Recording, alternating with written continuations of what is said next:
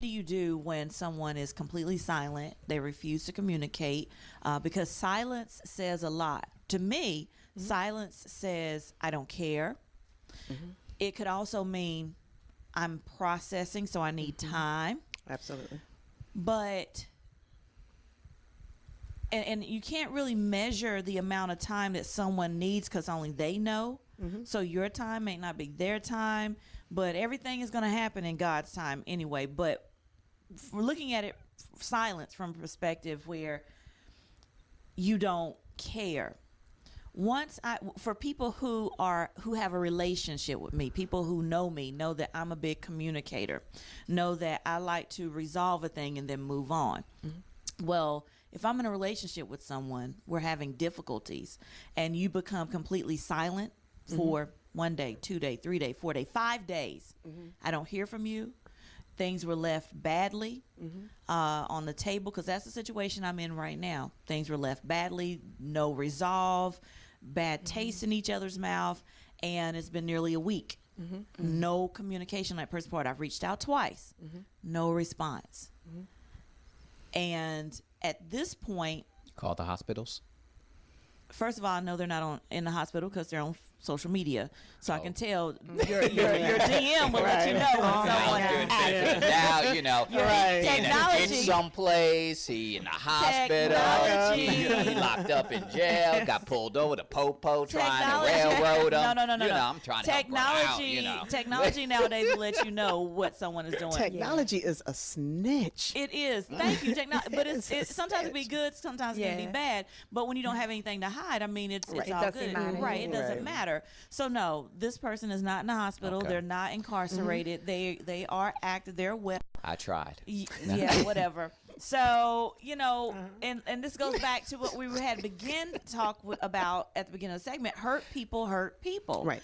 And so what do you do when you've done all you can? You stand, of course. Answer your own question. Right. You stand, which is what I'm doing, because like you said, and I admire you so much, because I look at my situation, it's nothing compared to being married for 10 years and having to go through this and that. So I thank God that he blocked what he did before it got to that point. Right. So I thank you for sharing your testimony, because it touches my heart and it gives me strength. And so and so I look at the situation and I think, you know, Lord, if I've done everything that I could do, the best that I could do, and I've consulted you, and I'm waiting on you, and still this person is at a point in their life where they're not spiritually mature enough to want to bring resolve to a matter, to something that wasn't even that big, but they blew it up. I'm like, you know, But I think you just answered the question. They're not spiritually mature enough. And I think that's where being unequally yoked comes. Because if we're unequally yoked and we have a certain process or method that we go through to deal with issues, problems, concerns, but their method is not lining up with our method, then oftentimes when conflict arises, we start going down two different paths. Right. Well, I find that this person oftentimes runs from a situation. They will run in difficult situations. Well, it's not even that. It becomes difficult because they make it difficult. I see things as simple. I mean, the different perspectives too. There's a perspective. flight or fight type of psychological process that a person goes through when confronted with certain situations. They're either going to step up to the plate, fight, address, confront the matter, or they're going to flee. For you. And they're going to run. And oftentimes I see this person's back turned and leaving out the door. Each time, which there is probably an indicator as to how going forward future conflict is going to be handled. Absolutely. Because a person can only change themselves. We can't change them. Right. And when somebody shows you who they are, believe it. Guess what? Right. And Maya That's Angelou. Yeah. That's right. Yeah, when someone that is true. So this person is definitely a you said flight or fight. Fight or flight. They fight are or flight. Flyer. They flight. They flee. In the face of adversity, conflict, challenge. What do you I didn't say, what do you do? Because I'm still praying for this person. I'm still praying for myself, because I have to look again. I got to look at myself and what role I played in this whole thing. But now I'm in a situation where I am a little disgusted. I'm not even going to lie. I'm a little disgusted because I feel like, okay, this is a waste of time. You know, and then I know we're supposed to learn from each experience that we have. But now I found myself in a situation where I am not ready, because I was at the point where I was ready to receive what the next step in life was. So now I feel like I've been pushed back, because now I'm going through this healing process, and I'm no good for anyone right now. And I hate being in that transitional period, because I could have avoided it. I chose to open up the door to my heart to someone who has already broken it twice. That was my fault. So I should have known better. But like I said, we try to be more like our God, our creator. We try to be more like Christ. We try to be humble. We try to forgive. And I say, well, you know what? Yes, I can forgive, not forget, but God forgives us of our sins, and then he forgets about them. So I'm trying to be more, I'm trying to grow. That doesn't mean you have to maintain an intimate relationship with that individual. Well, it's because for some reason, I am drawn to that person. I don't know if it's something that I exude, like I said, going back to the whole hurt people, and maybe I haven't healed completely from some past hurts, so I'm attracting those people who are hurt. But for this particular individual, I've never given anyone 3 chances with me. That's a record. That's a world record. So this person has a special place in my heart where I feel like I just can't completely purge or disconnect from them. For some reason, there is a purpose why I have connected to them or joined to them. Now, the way I'm looking at it is for a lifetime, but it may not be that. Maybe it's not even the time. I just know that I don't like where I'm at right now. The healing process is extremely hard for me, because I'm a very emotional person, where I tend to take things very, very hard, and they're difficult to climb out, because I don't like accepting help from other people. I'm very careful with that, because I'm the type of person, I'm supposed to encourage, inspire. Now I'm being very transparent, America. I'm the type of person that's supposed to be the inspirer, the motivator, the encourager, the strong one. Absolutely. Not vulnerable, not breakable. I'm the one that is supposed to be there for everybody else. And it's hard. Who said you were supposed to be? Me. I'm supposed to be strong. Why did you put that stipulation upon yourself, though? It's kind of like when you go to Facebook, nobody puts that first thing in the morning picture up there. Every selfie has a perfect lighting, and this my good side, and all of that. But what I have learned, and for me, it was a process. The divorce, I chose for it to not be as difficult as it was. It was hard because I didn't go in it for an end date. I didn't put an expiration on it. But what I decided was, like I said, I knew I wanted to be healthy, spirit, mind, and body. I knew that part about me. I knew that in order for me to be anything in life, those 3 had to line up. There are times when I'm spiritually healthy and physically diminishing slightly because I haven't eaten right or I haven't slept right, and different times. But I knew that everything that I did and whatever I did in life, it had to go within the direction of those 3 things, of solid spirit, mind, and body. And what I discovered, and through my fitness family, was the transparency is what encouraged them. The fact that I am not perfect, the fact that I do eat pie, the fact that I do cry. I literally had a class one day, and they sat down on me. They sat down, and they was like, right here, they was like, what is wrong with you? Like, you just going through like there's nothing wrong. There's something wrong with you. How can you be here for us and we can't be here for you? For them, that told them that I didn't trust them with my cares and with what was important to me. And there has to come a place when you realize that you are worth the inconvenience. You are worth troubling someone. I didn't have that, because I felt the exact same way. I'm the motivator, the coach, the teacher, the cheerleader, the bartender, the burpee tender. I'm everything. But I had to realize that my cares were just as important to the people that I cared about. as they were to me. And once I started to let my guard down and actually say, y'all, today is like a really tough day. I'm exhausted. I'm this, I'm that.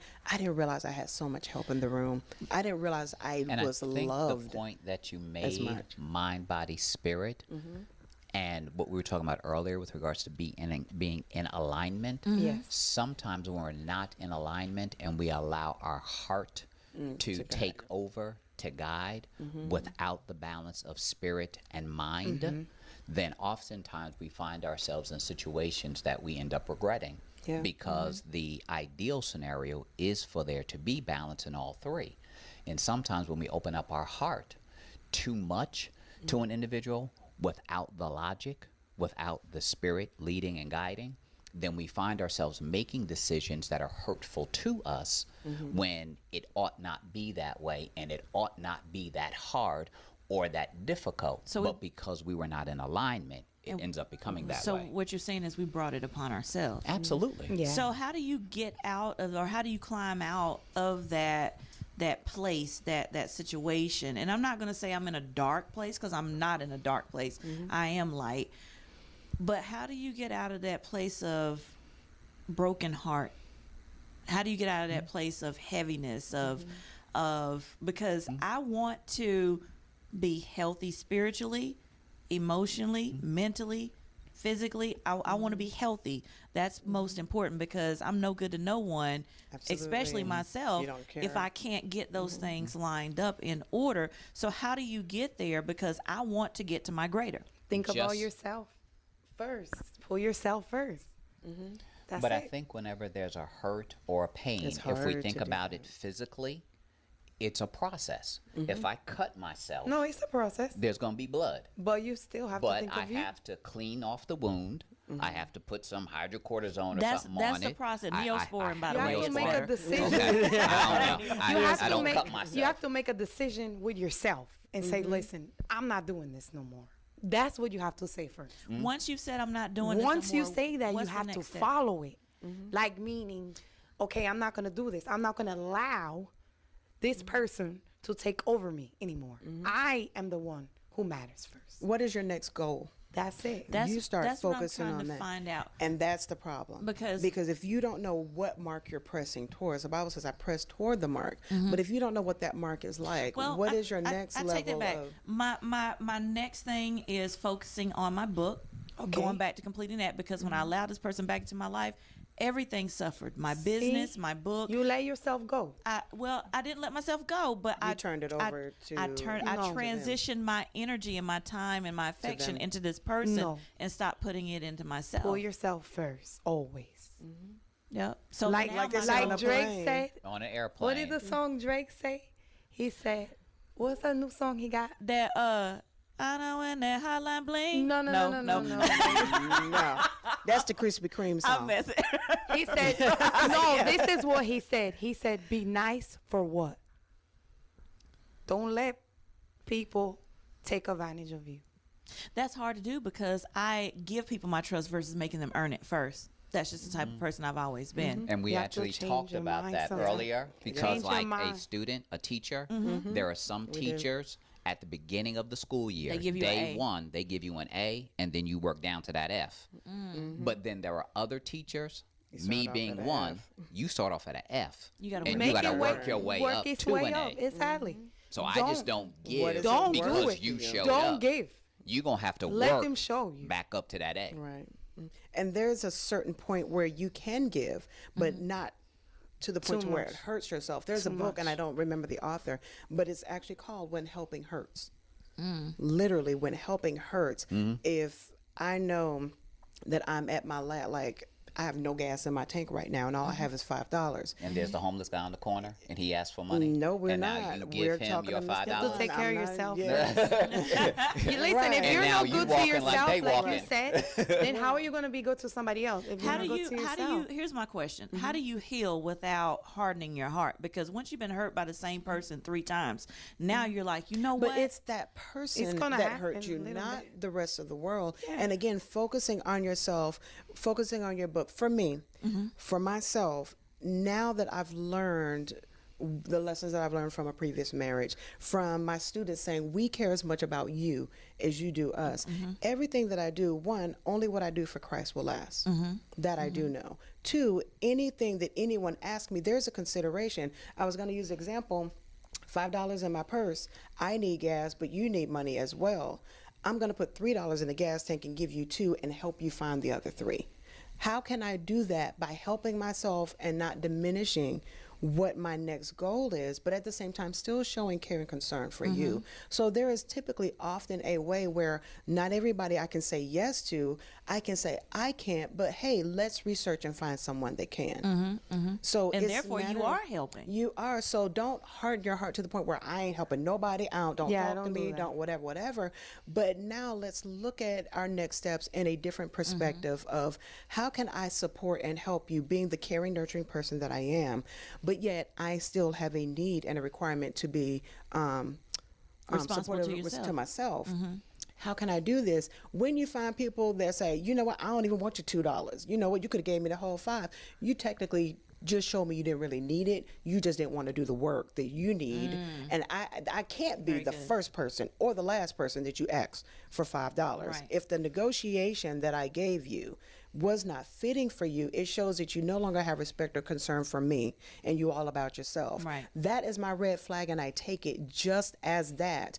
Now, I won't disregard you, but at least I'll know you when you approach me. I'll already have my answer or my response prepared in how I handle you. Gotcha. Pray for strength. Don't be the Mo knows how to fight. Pray for strength, because once you're strong, that's it. That what you need. And I think at the end of the day, once again, it goes back to mind, body, spirit, keeping that balance, not opening ourselves up to the point where we now become infected by whatever it is that they're bringing to the table. And that because, as you mentioned earlier, with the whole airplane, when the pressure in the cabin drops, and the face mask come down, you're supposed to put it on yourself first. And then you can help others. And then you help other people. So they say specifically I've never with been a on child. a plane before. Yeah. What? We're going straight to Charlotte. You never after go this anywhere? segment.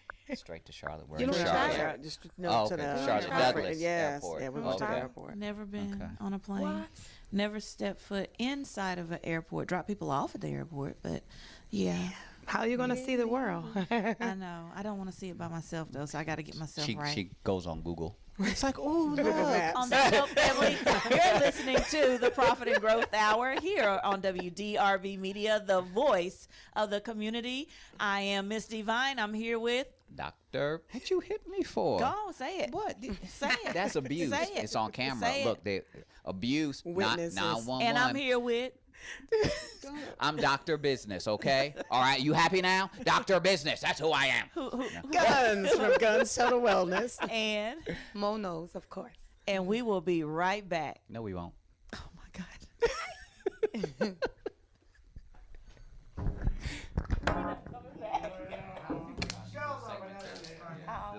No, but really pray for strength. We always come back. Because once you have it, it's over. Yeah. It's over. So you need to let me know if we come in.